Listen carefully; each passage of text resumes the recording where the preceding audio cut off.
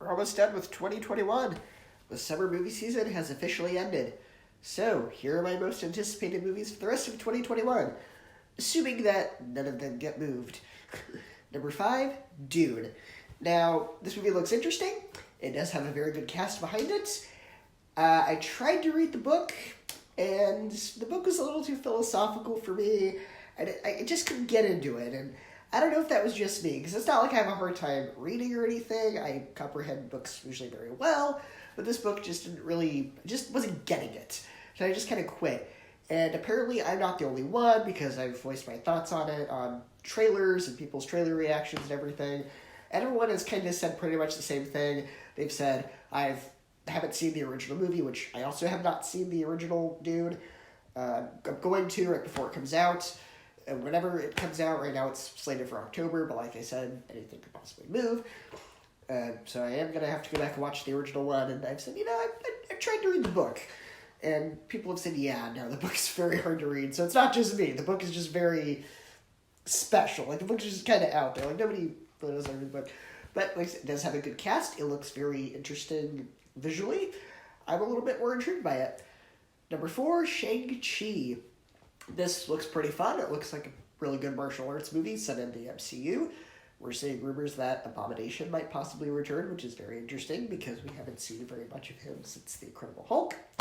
I do think the cast looks pretty good, except for Awkwafina, because I haven't really liked her in anything. I didn't like her in Raya. I didn't like her in Ocean's 8. I haven't really liked her in anything because she seems very annoying to me. And it seems like they're trying to make her the comic relief character. And they're like, yeah, okay, I could probably do without Awkwafina, but we'll see where this goes. Number 3, Venom, Let There Be Carnage. Now, unfortunately, this movie recently got moved.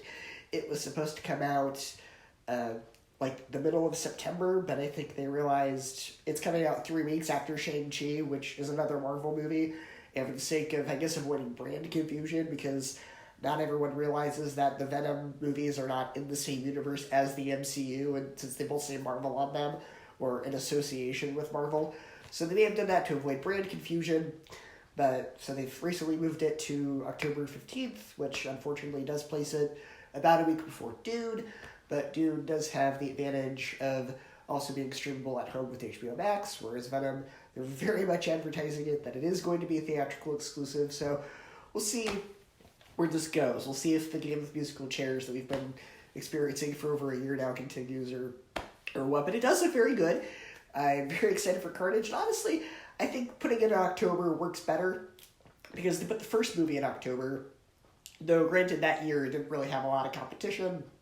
October 2018 did not have a lot of competition, whereas this, we've got, like I said, Dune, Hotel Transylvania, Addams Family, but those are all very different audiences than Venom. But I was saying it's a little crowded. There's the Ridley Scott movie, there's the new Halloween movies, there's a few things coming out around there, but I think it does fit better in the Halloween season because it's Carnage, and from the trailer it looks very much like it is going to be a little bit of a horror movie, so I think October actually was a better fit for it. I'm very excited for it. Number 2, Ghostbusters Afterlife. When I heard Paul Rudd was going to be in a Ghostbusters movie, I went, that's perfect, give this movie to me now. I want Paul Rudd in this Ghostbusters movie. And the fact that it is being written and I think directed, or at the very least produced, by the son of Ivan Reitman, who did the original Ghostbusters, and also produced Space Jam and a few other things. The first Space Jam, the good Space Jam. And a few other things. That gives me hope that it is going to be a little bit more of a return to form, especially from that last trailer that came out. It does look very much like it is sort of going to be this passing of the torch to the next generation of the Ghostbusters, which that could be very good. I am very excited to see what happens with Ghostbusters Afterlife. The number 1 most anticipated movie for the rest of the year, Spider-Man No Way Home. There's no trailer for this movie, and it comes out in 3 months.